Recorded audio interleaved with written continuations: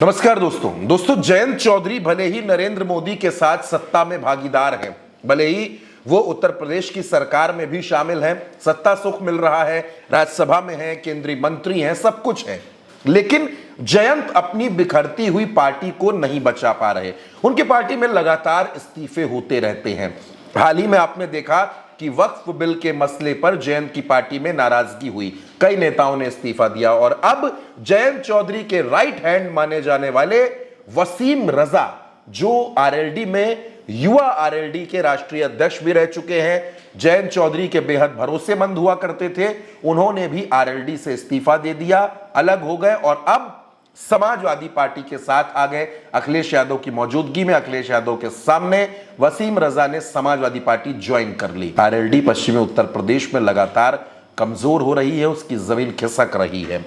वसीम रजा से जब यह पूछा गया कि उन्होंने पार्टी क्यों छोड़ी, तो उनका कहना है कि महंगाई के मुद्दे पर, किसानों के मुद्दे पर और मुस्लिमों के मुद्दे पर जयंत चौधरी की चुप्पी उनको परेशान कर रही थी, इस वजह से उन्होंने आरएलडी का साथ छोड़ दिया है और अखिलेश यादव के साथ आ गए हैं। अब अखिलेश यादव को 2027 में मुख्यमंत्री बनाने का संकल्प भी लिया है। दोस्तों, वसीम रजा ने समाजवादी पार्टी ज्वाइन करने के बाद भारत एक सोच के साथ खास बातचीत की। उन्होंने क्या कुछ कहा, आप उनकी ये बातचीत भी सुनिए। क्या कुछ सोचा और क्या कुछ आपने देखा समाजवादी पार्टी में कि आपने ज्वाइनिंग करी है?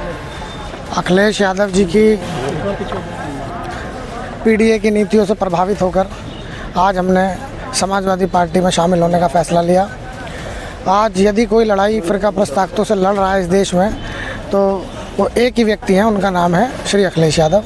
इसलिए हमने उनकी नीतियों से प्रभावित होकर उनके संविधान बचाने की लड़ाई हो, नौजवानों की लड़ाई हो, बेरोजगारियों की लड़ाई हो, किसानों की लड़ाई हो, यदि कोई पार्टी लड़ रही है तो समाजवादी पार्टी लड़ रही है, इसलिए हमने समाजवादी पार्टी में आने का फैसला लिया। दोस्तों, जयंत चौधरी की राजनीति का, उनकी सियासत का जो केंद्र है वो पश्चिमी उत्तर प्रदेश है।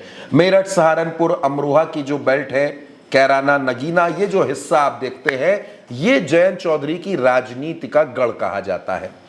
लेकिन 2022 के विधानसभा चुनाव के बाद से यूं कह लीजिए कि उत्तर प्रदेश में जयंत चौधरी जब किसानों के मुद्दे पर खामोश रहे, जब जाट आंदोलन पर खामोश रहे, जब जयंत चौधरी महंगाई के मुद्दे पर चुप हैं, जब वक्फ बिल के मसले पर चुप रहे, तब सवाल उठे कि क्या जयंत चौधरी सिर्फ सत्ता की राजनीति करने के लिए हैं?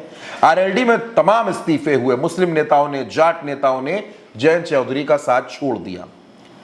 अब उत्तर प्रदेश में 2 साल के बाद विधानसभा का चुनाव होना है और जयंत चौधरी इस बात को जानते हैं कि पश्चिमी उत्तर प्रदेश में उनकी स्थिति लगातार कमजोर हो रही है।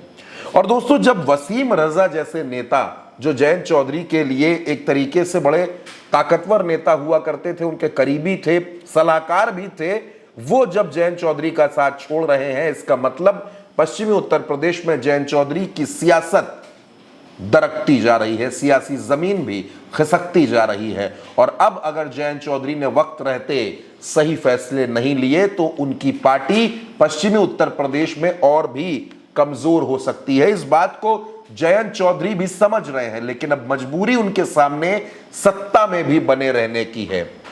अब जयंत अपनी पार्टी को बचाएंगे, बिखरते जनाधार को बचाएंगे, या फिर कुर्सी और सत्ता के लिए भारतीय जनता पार्टी के साथ बने रहेंगे, ये भी देखने वाली बात होगी। फिलहाल भारत एक सोच पर इस खबर में इतना ही। आप अपनी राय कमेंट बॉक्स में जरूर बताइएगा। नमस्कार।